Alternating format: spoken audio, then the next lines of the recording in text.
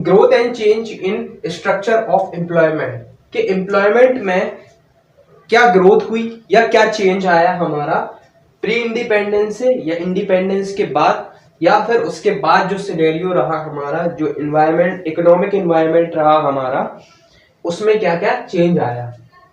तो वो सबसे पहली चीज तो इंडिकेटर्स हैं जो दो, जो डेवलपमेंट को शो करते हैं, उसमें सबसे पहला आता है हमारा जीडीपी, जो हम शुरुआत से पढ़ते आ रहे हैं कि हर सेक्टर में जीडीपी का कुछ ना कुछ कंट्रीब्यूशन है।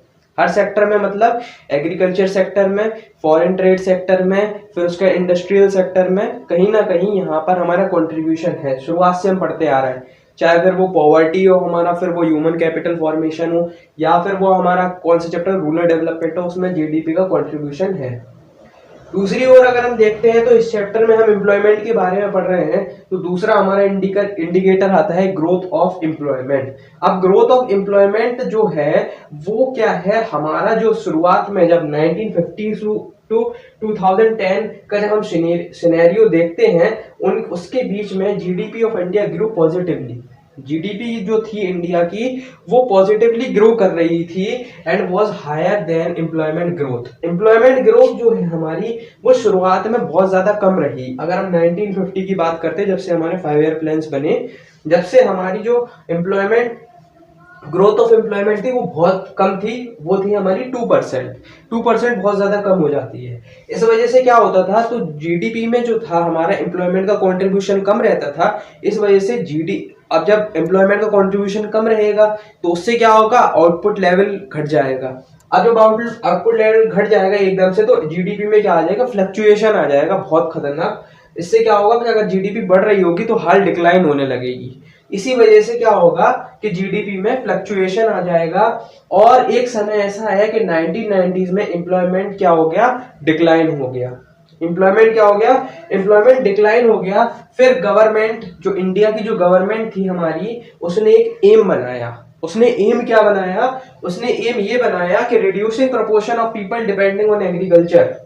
अब ये जो एम्प्लॉयमेंट में जो डिक्लाइन हुआ था हमारा, वो किसकी वजह से हुआ था, क्योंकि जो लोग थे वो हमारे किस पे आश्रित थे, प्राइमरी एक्टिविटीज पे थे।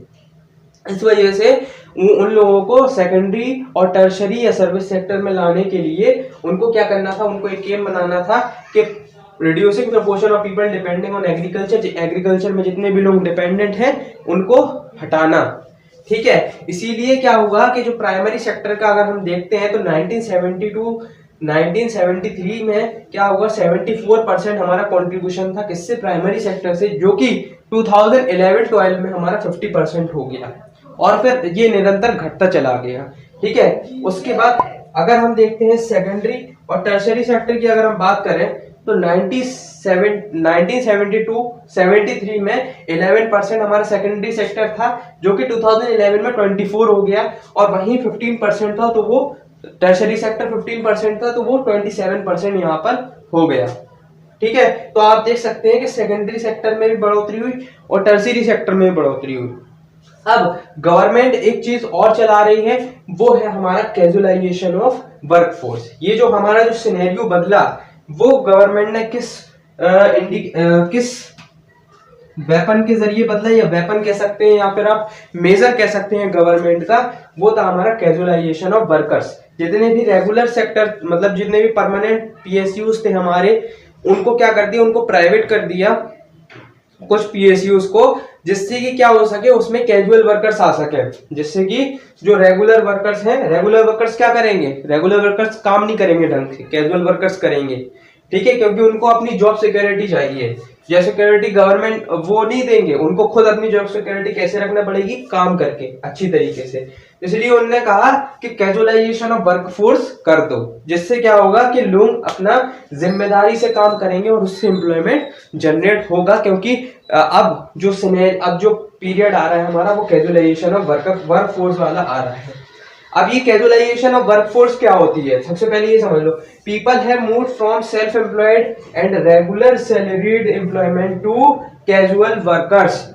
इसका मतलब ये है कि जितने भी पीपल हैं वो सेल्फ एम्प्लॉयड से रेगुलर सैलरीड एम्प्लॉयड से वो कहां पर आ रहे हैं, वो कैजुअल वर्कर्स में आ रहे हैं। ठीक है। ऐसा क्यों?